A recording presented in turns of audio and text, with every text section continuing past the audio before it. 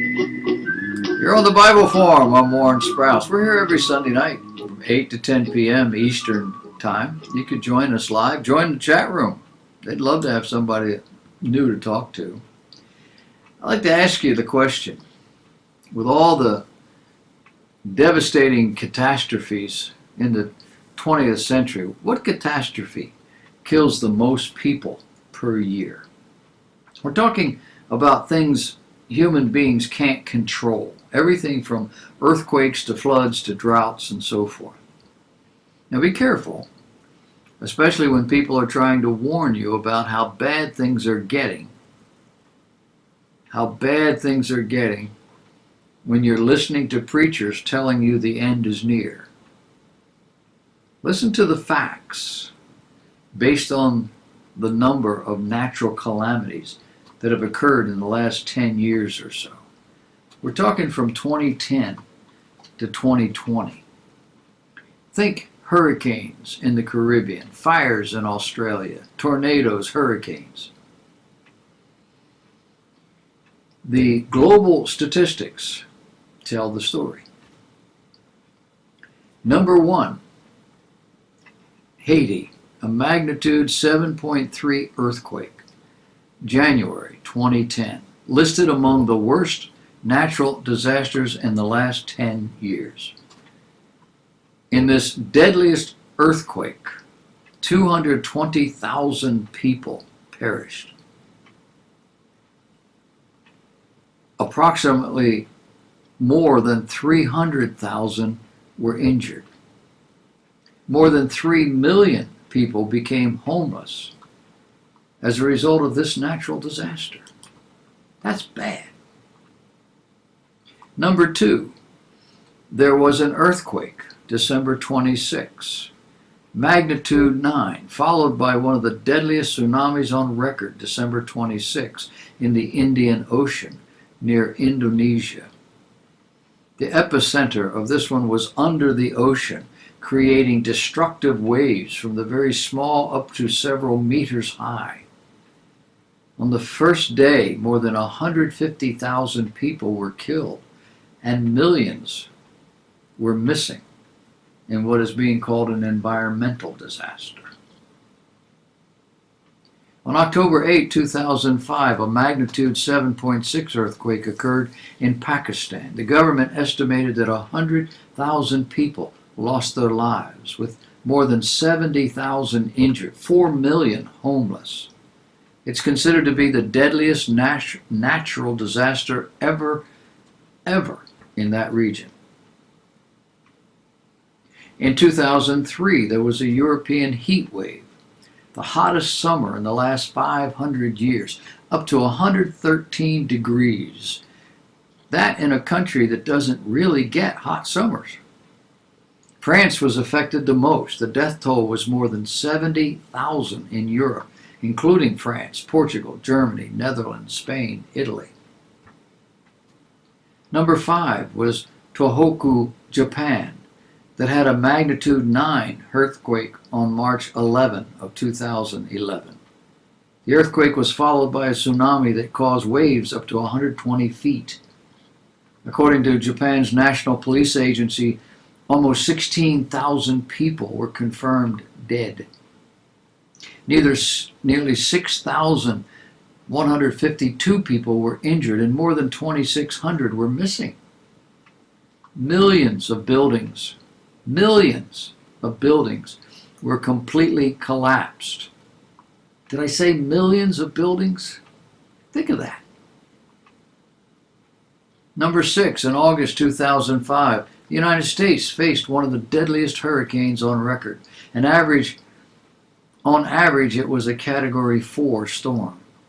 It hit the state of Florida, and some of the most damaged cities were in Mississippi, New Orleans, Biloxi, and Gulfport. Approximately 1,833 people died, and all this was followed by floods. A natural disaster that caused more than $100 billion in property damage. Number 7, a record-breaking blizzard hit Afghanistan in February 2008. I don't think about blizzards in Afghanistan, do you? It reduced the temperature to minus 30 degrees centigrade. That's 22 degrees below zero Fahrenheit. The death toll was about 1,000 people, according to government figures, but it mainly impacted the animals, killing more than 315,000 cattle and 100,000 sheep and goats. Number 8, in East Africa, a severe drought in July 2011 until June 2012. Somalia, Kenya, Djibouti, Ethiopia were the main victims. Lives of more than 9 million people were threatened. Large number of people migrated from Somalia to Kenya and Ethiopia, which became overcrowded, causing unsanitary and malnutrition problems, followed by thousands of deaths. The food crisis spread even up to Sudan and Uganda.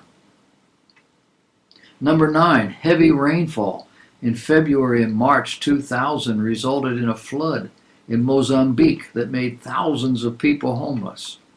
More than 800 people died in that disaster, and about 20,000 head of cattle were lost. It was the deadliest natural disaster in the country in the last 50 years. The government spent more than $15 million for citizens, but even now in 2015, when this article was written, many of them are still living in recovery shelters. The bottom line here is that natural disasters kill on average 60,000 people every year, globally. So what's it mean? Well, it means on average, globally, disasters are responsible for about 1/10 of 1% of all deaths over this period of time, from 2000 to 2010. Deaths from natural disasters have seen a large decline over the last century, from in some years millions of deaths per year to an average of 60,000 in the last decade. Historically, droughts and floods have been the most fatal disaster events. Deaths from these events are now very low. The most deadly events today end up being earthquakes.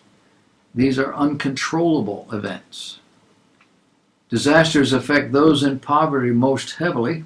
High death tolls tend to be centered in low to middle income countries without the infrastructure to protect and respond to events.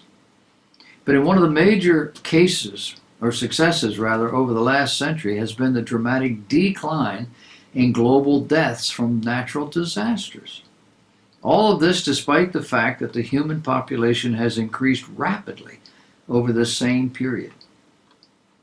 Behind this improvement has been the improvement in living standards, improvement in access to, development of resilient infrastructures and effective response systems. It's these factors that have driven by an increase in incomes across the world. What remains true today is that populations in low-income countries, those where a large percentage of the population still live in extreme poverty or score low on the Human Development Index, are more vulnerable to the effects of natural disasters. What we are seeing is that the large spikes in death rates occur almost exclusively in countries with a low or low to middle socio-demographic index. Highly developed countries are much more resilient to disaster events and therefore have a consistently low death rate from natural disasters. Now keep in mind, this does not mean that low-income countries have high death tolls from disasters year after year after year. The data here shows that in most years they also have a very low death rate. But when low-frequency, high-impact events occur, the low-income countries are particularly vulnerable to its effects. Overall development, poverty alleviation, knowledge sharing of how to increase resilience to natural disasters, all of this and more are keys to reducing the toll of disasters in the decades to come. For me, nations, autocratic and or theocratic, have the least likely chance to survive uncontrollable natural disasters. That's my observation.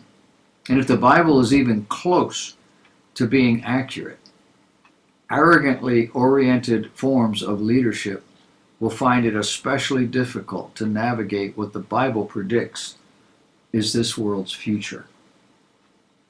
It's a future without Christians. The Bible says one day God is going to remove every single human being from the planet in whom the Spirit of God dwells. We're talking millions, hundreds, thousands of millions of people gone. And in highly developed countries, that's going to cause accidents. Airplanes are going to fall out of the sky. Things are going to blow up. Industries are going to come to a halt. Food, water, and basic necessities of life are going to become very difficult. Lots of things are going to happen. Will the world look at that and say, oh, wow, the Bible said that and this? No. The Bible will chalk this up. The people of this planet will chalk this up to something believable. And they will go on about their business. They will come in and take over our stuff, and they'll just go on about their business. But the Bible says when this occurs, it sets off a sequence of events where life becomes increasingly more difficult and death becomes more prevalent. And this goes on around the world, a chaotic world embroiled in all sorts of political and military movements and machinations, instabilities in terms of money and all the rest of it. And it will continue like that until it cannot possibly continue any farther. If it were to continue any longer, there would be no life left on planet Earth. And the Bible says that's when Jesus will return. And from the beginning of these events until the time he returns is less than 7 years. Less than 7 years for the world to almost completely destroy itself. Isn't that amazing? Yeah, but we have very solid... No, we don't. When you pull away the foundation, this whole thing comes crashing down. It's a house of cards because it's not built on anything stable. Less than 7 years from the time the church is called home, this world will die. If Jesus doesn't save it. And he will. And he will establish 1,000 years of the best life ever lived on this planet. And at the end of that 1,000 years, the children that were born during that time period will still rebel against God. When Satan is released and set free with his army, he will be able to encourage the people of this planet to rise up against King Jesus. And they will. But there will be no battle. They will raise to battle. They will come to the place of battle. And Jesus will just simply say a word, and they'll be gone. That's how this world's going to end. Where are you going to be when all that happens? You think these things that are happening today are terrible? As they used to say years ago, brother, you ain't seen nothing yet. You ready for that? Whose side you on? Think about it.